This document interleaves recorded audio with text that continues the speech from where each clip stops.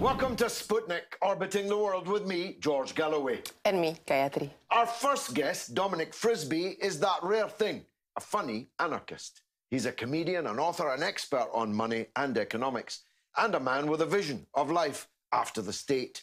Marx believed the state would wither away, but after a long time, and when a state of communism had finally been reached, Dominic believes the state should be cut down now, leaving us to the tender mercy, I would say, of free market barbarism. He came to our attention with his dissertation on the house price bubble, where he argued that the property markets were a train crash waiting to happen. Is he a whistleblower for freedom? We'll find out, because he joins me now on the Sputnik. Dominic, welcome to the show. Thank you, Let's George. start with the train crash. Describe it as it's hurtling towards us, please. Well, listen, London is an entity in itself, and I've called the top in London property before. I remember it was 2007, and I was right. There was I won't call it a crash, but there was a big slowdown in 2008, 2009. But the difference between then and now is that there's a huge amount of new build property that has been built in London, very expensive, most of it two-bed flats priced over £1 million. And Londoners, it's all marketed abroad, mostly in Asia.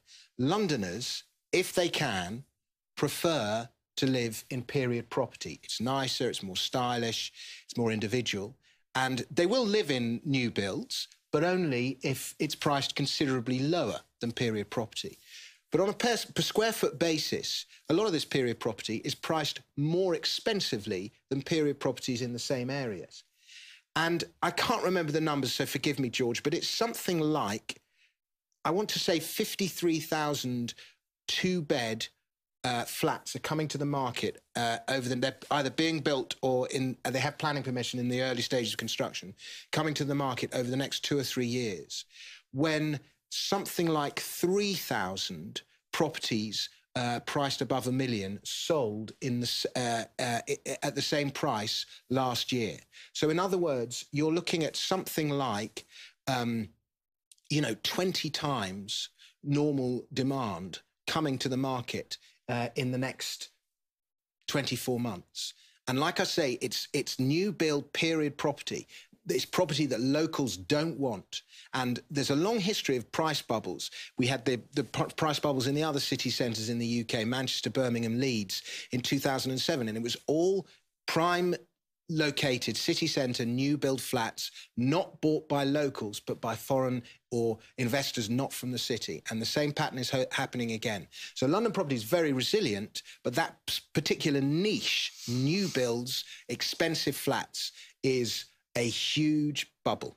Yeah, the difference, however, is that foreigners who invest and buy these properties then do not occupy it. And then so they stay empty. We see it everywhere around us. That is absolute madness. And I believe there's a culture in China where a lot of these properties are marketed in Hong Kong, Singapore, China. And there is a culture there where they don't like to live in people's houses that somebody else has lived in. And but the result is that those properties stay empty, and there has to come a point where those people will want to sell. And who's going to buy them? Because they can't sell them to other Chinese people. There's obviously a lot of Chinese people with a lot of money who could potentially buy property. But if the Chinese aren't going to want to buy them if they've been occupied by somebody else. So who do they sell to? There's no local market because the locals don't have the money to buy that the property that's that expensive. A local, if he's got £1 million to spend on a two-bed flat, will go and buy somewhere trendy in Shoreditch. If I was the mayor of London, I would tax these foreign owners. That can't be beyond the wit of man or woman, could it? I think that's coming, George, because there is the property market in London is crazy. It's at something like 10 times what people earn. And whereas a healthy market should be about 3.5, 4 times what people earn. Camden is, for some reason, the worst offending borough in that regard. It's at 11 times earnings, Camden property. And, you know, there's a huge amount of resentment. Over 50% of people aged under 40 believe they will never own a home in London. 50%. And, you know, and for the age of the first-time buyer is now in his high 30s in London. You know, that's the age he's buying his first flat. At what point is he starting his family? It's absolute insanity. And, you know, there is so much anger, and justifiable anger, about this. And one of the ways that, you know, people are already calling on a vacant homes tax. Islington is already researching it. And if they start imposing a vacant homes tax, then a lot of people are going to sell those to-build properties. Like I say, who are they going to sell them to? Yeah, that all adds up to a tumble in the prices. What's the infatuation with owning property? First of all, of course, for most of your life, you don't own it. The building society or the bank owns it. In France, as I understand it, in Paris, most people live in rented homes. In London, you would be regarded by Mrs. Thatcher like the 30-year-old man still travelling on a bus, as one of life's failures if you were in a rented home. Where did this come from, this very British infatuation? Yeah, the Englishman's home is his castle. I think one of the reasons for it is, George, is over the last 40 years or so, we have seen an incredible process by which money has been debased, by which money has lost its purchasing power. If you look at what you could buy with a pound in 1975 or 1970 compared to what you can buy with a pound now, we've seen this incredible depreciation in the purchasing power of money. And at the same time, wages have increased, but by not nearly as much as the purchasing power of money has fallen. And the reason for that is that money is created on a huge scale. And again, I can't remember the numbers of an organisation called Positive Money came out with them, but over 50% of newly created money has found its way into either residential or commercial property. So in other words, what has happened with property is that property price, in short, property has been one of the only ways that people have been able to protect their wealth. Their money has fallen in value, purchasing power, their wages have fallen in relative terms, and the only hedge against the depreciation of money has been property. In fact, in many people's minds, property has actually risen in value, and they think, oh, house prices only ever go up. So I think it's this huge wealth that has come unearned into people that own property. I sold my house for more than £1 million more than I bought it for, and I had the privilege of living in it for. Did you do it? Did you do it up at all? 17 years. Not very much, frankly. Running repairs and so on. Nothing. I mean, definitely, I made a clear £1 million profit on it. Property, this is absurd. It's like a car. A car falls in value. It's a depreciating asset. Yes. Property depreciates over time. It should fall in value. The cause is the fact that, did you know this? Only 2% of all the land in England and Wales, doesn't include Scotland, this figure, it's even worse if you include Scotland, has domestic housing on it. 2%. Wow. And if you... sorry, it's even worse than that. It's 2.2% domestic and commercial housing on it. And if you include roads, only 4% of the land in the UK is built on. 96%. Yeah, they say we're overcrowded. No, it's Look, crazy. We've only a few minutes left. I'm very interested in your work. I don't actually agree with your central tenet that the state is a bad thing. I'm against the people running the state, not the state per se. But most of the intentions behind the state are good. Most intentions are well-intentioned. But along the line, what happens is the processes just get abused. People don't enforce the rules they make properly. You know, the one we're seeing at the moment is the rules of Maastricht weren't enforced, and now we've got this ridiculous Greek situation. So my tenet against the state is that it always ends up getting corrupted somehow. Greece almost has no state. It has now a series of foreign overlords, barons, issuing diktats in it. But the Greek people are not prospering as their state has withered. No. But my point would be, it's a philosophical question, I know, if not the state, who will provide for the pensioners, who will provide a health service, who will provide schools for our children based on need rather than on financial ability? People will. Because I'm what's called a bleeding heart libertarian, I call myself. And I think most people are compassionate.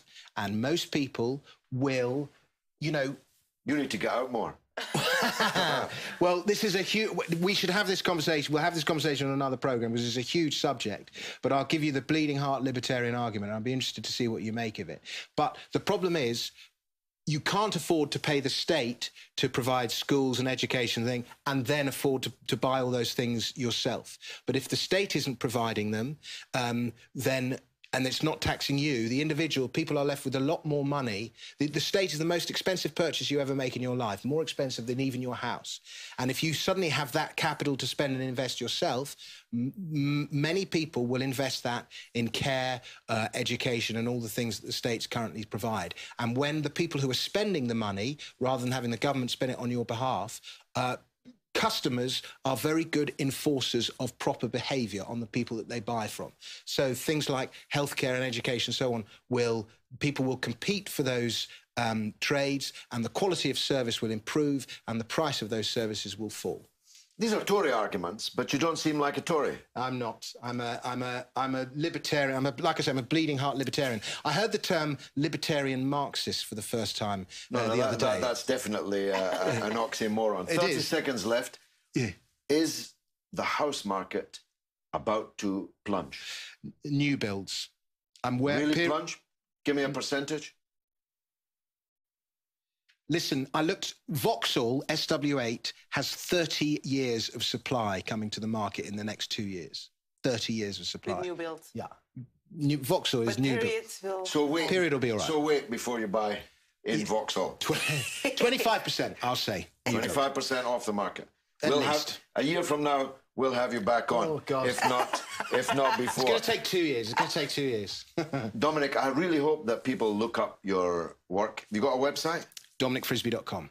DominicFrisby.com. He's a really, really interesting character. Coming up after the break, what happened to Britain? When and how did it become a gambler's paradise? We'll be right back.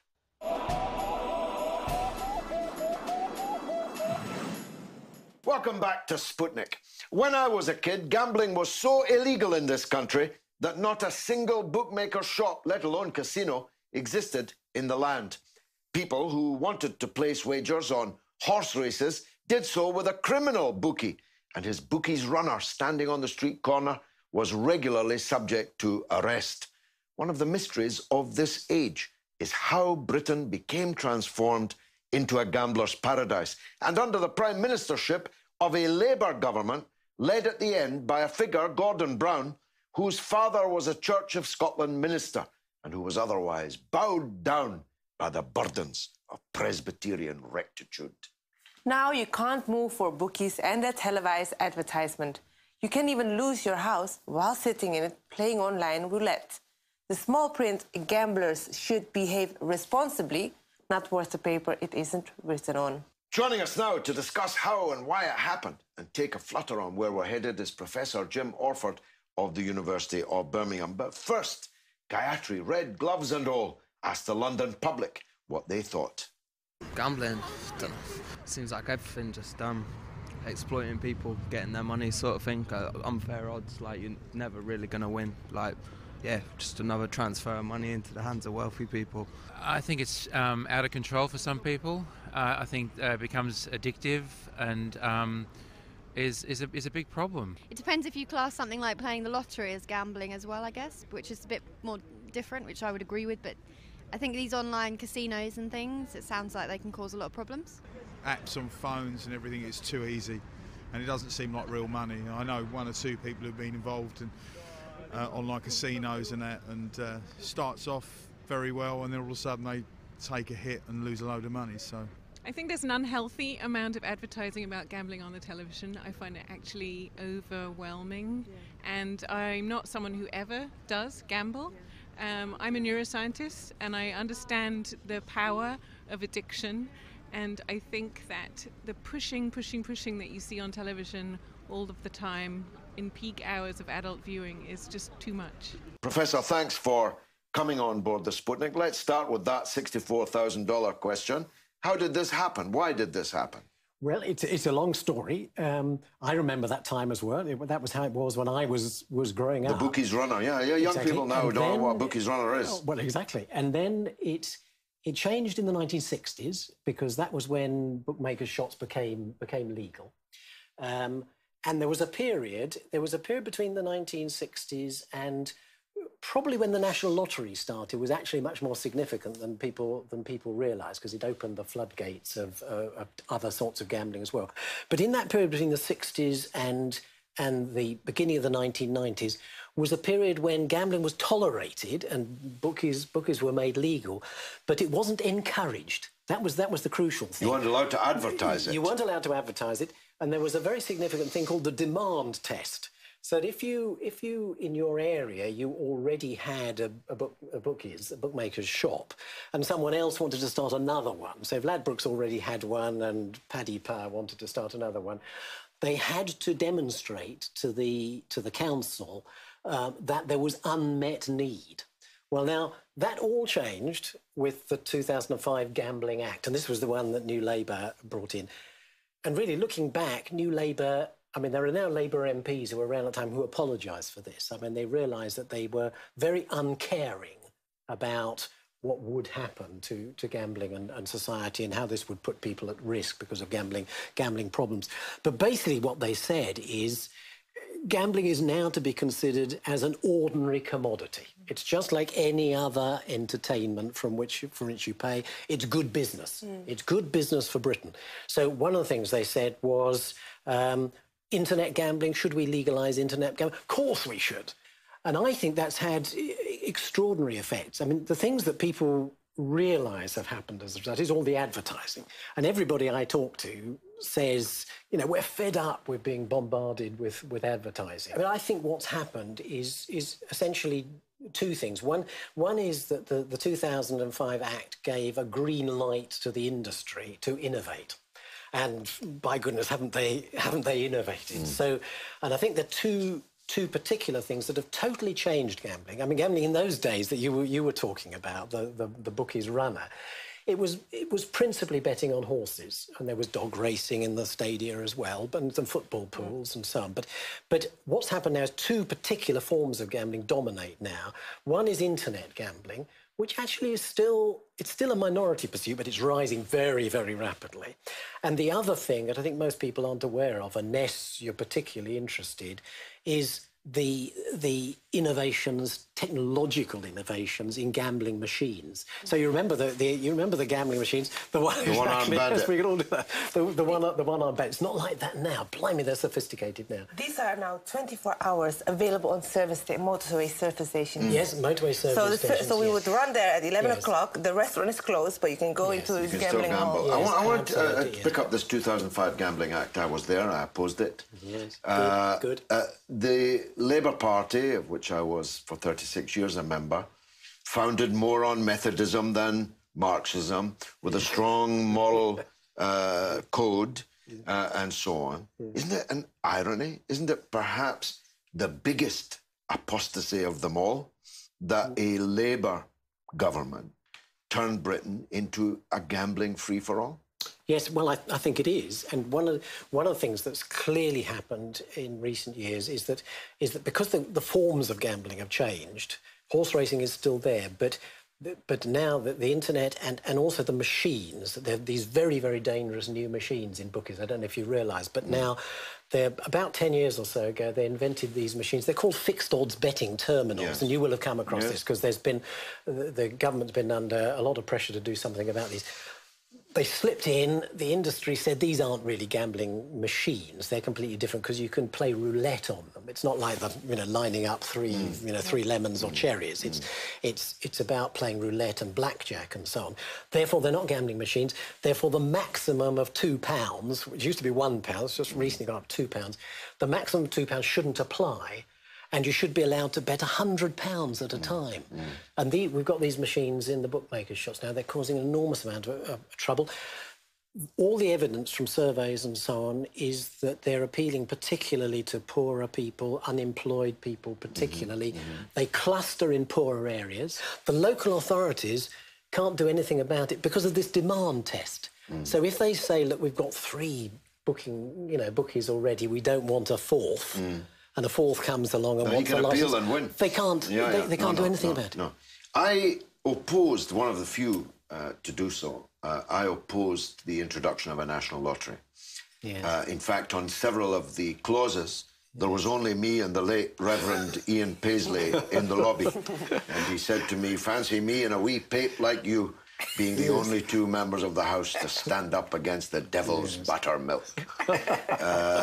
That's how the tide was. The tide was for gambling, more gambling.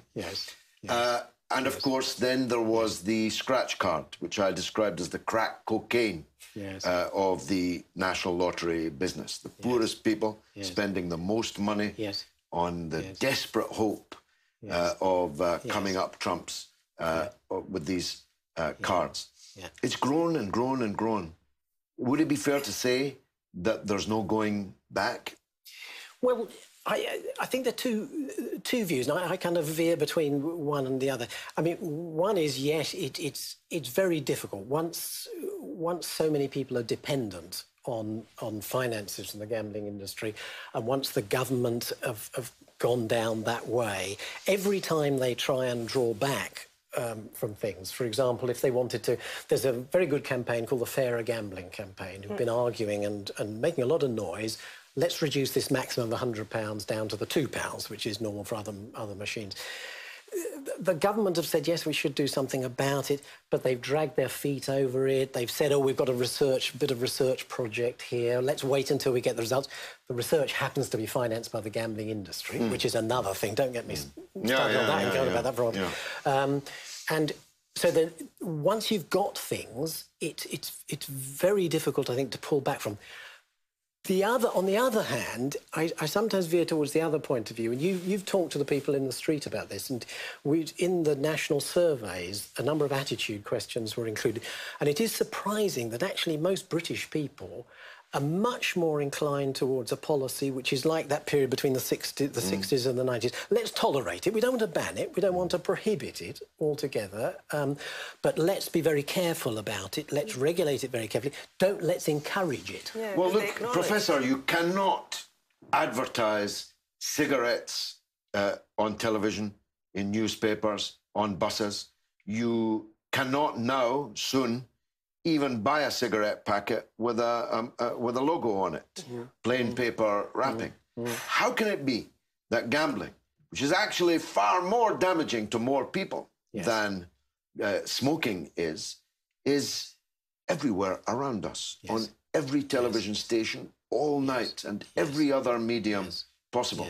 Surely we can get a campaign up that seeks to restrict the amount of advertising of this devil's buttermilk. Yes, I agree, and the costs are very, very considerable. But we think the evidence, the epidemiological evidence, is that amongst adults, and that's not counting adolescents who are particularly vulnerable, but amongst adults, we think there's something between 250,000 people who actually have a gambling disorder in Britain, and that's very similar to the number of people who've got illicit drug-related problems, which is a big surprise. It's the tip of an iceberg. It's like measuring the alcohol problem by the number of people who go to AA meetings. Yes, there are millions more. Absolutely, and families. It's devastating for families and for communities and so on. Professor, we need to leave it there. Alas. But it's a fascinating subject, and we'll see if we can find a way. I was going to say there are campaigns. Gambling Watch UK is my website. Gambling Watch UK? Gambling Watch UK, which I really set up in order to try and get people to debate these issues, because it's a bit under the radar for a lot of people. Stories. That's why we wanted you here on the Sputnik today. Gambling Watch UK. Yep. I'll look it up now, right after the show. And now it's your turn to tell us what you think through the portals of social media. What's rattling, Gayatri? So gambling, is it harmless entertainment or dangerously destructive? And as on the street, the responses online were the same. Steve Brindle says, Capitalism has no moral boundaries. Corporations daily break civilized mores. And Akib Mahmoud says, fact always, remember what goes up must come down. The pumping is done, the dumping is to come. And Jack Beckett says, for those making millions, I'm sure call it harmless entertainment. But for those left picking up the pieces, it's dangerously destructive. Well, as Marx said, with capitalism, all that is sacred will be profaned. All that is solid will melt into air. And that's it for this week. Which, alas, means that's the end of the show. You can stay in touch with us on Twitter at RT_Sputnik and on Facebook on Sputnik on Russia Today. It's goodbye from me, Gayatri. And from me, George Galloway. It's been marvellous.